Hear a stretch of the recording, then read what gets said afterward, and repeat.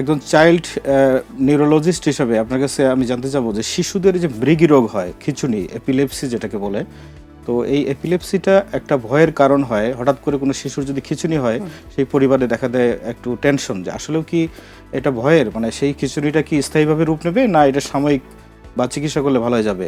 আপনার কাছে আমরা জানতে চাবো যে শিশুর খিঁচুনি কেন হয়, চাইল্ড এপিলেপসির কারণ কি, এটা কতটা ভয়ের, এর চিকিৎসা কি? ধন্যবাদ। শিশুর খিঁচুনি হলে শুধু শিশুর বাবা মারা নয়, আমরাও কিন্তু অনেক সময় একটু আতঙ্ক হই, কারণ একটি শিশুর চিকিৎসক আমি, কিন্তু আমার সামনে যদি একটি শিশুর সিজার অর্থাৎ খিঁচুনি হতে থাকে তখন কিন্তু মানবিকতার খাতিরে চিকিৎসক হিসেবে আমারও একটু ভয় লাগে। তবে আমাদের এই প্রোগ্রামের মাধ্যমে পিতামাতাকে বলবো এটা ভয়ের কিছু নেই। যদি শিশুর খিঁচুনি হয়, সেই খিঁচুনিটা হলো মৃগী রোগ নয়। খিঁচুনি একটা কথা, মৃগী রোগ হচ্ছে অন্য একটি বিষয়। খিঁচুনি যে কোনো সময় হতে পারে।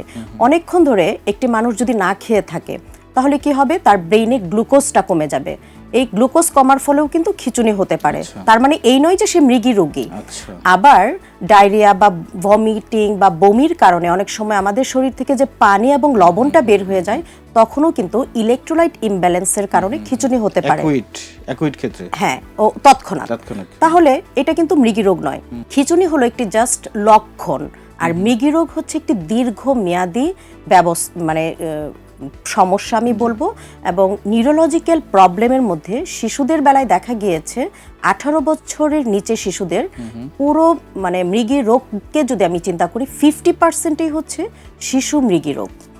এবং মৃগী রোগ আমি তখনই বলবো যখন দেখব একটি শিশুর খিঁচুনি হয়েছে, 24 ঘন্টা পরে এই খিঁচুনিটি আবার হয়েছে, কিন্তু কোনো কারণ ছাড়া।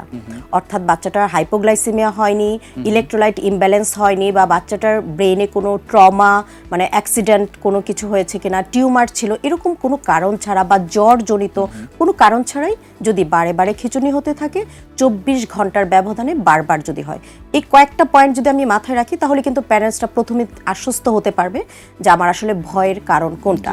আরেকটা বিষয় হলো, আমরা যদি খিঁচুনি বা মৃগী রোগ একবার নির্ণয় করি, বেসিক্যালি মৃগী রোগ যেটা, আমরা কিন্তু চিকিৎসা দিলে 85% কেসে কিন্তু আমরা সেই শিশুকে আমরা বলবো যে তার আর ভয়ের কোনো কারণ নেই বা মারাত্মক কোনো পরিণতি হতে পারে না।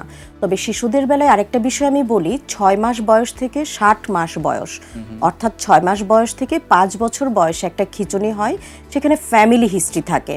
এবং তখন কি খিঁচুনিটাকে আমরা বলি জ্বর জনিত একটা খিঁচুনি, বাচ্চাটার জ্বর আসলেই খিঁচুনিটা হবে। সো প্যারেন্টস যদি আগে থেকেই জানে যে আমার এই বাচ্চাটা জ্বর জনিত খিঁচুনিতে ভুগছে, তাহলে যে প্রিভেন্টিভ মেজার্সগুলো আছে আমরা কিন্তু সেগুলো বাবা মাকে শিখিয়ে দিই। সেই অনুযায়ী যদি বাচ্চাকে জ্বরের পাশাপাশি সেডিল ট্যাবলেটটা খাওয়ায়, বা 5 মিনিটের বেশি সময় ধরে যদি খিঁচুনি স্থায়ী হয়, পায়খানা রাস্তায় যে একটা ডোজ দিতে হয়, সাপোজিটর যেটাকে বলা হয়, একটা ইনজেকশন আছে, সেটা আমরা কিভাবে বাটারফ্লাই যে একটা নিডল ক্যানোলা পাওয়া যায়, ওইটা কেটে কিভাবে ইনজেকশনটা পায়খানার রাস্তায় মলদ্বারে দিবে সেটা কিন্তু আমরা শিখিয়ে দিই। তাহলে কিন্তু বাড়িতেই ম্যানেজ করা যাচ্ছে।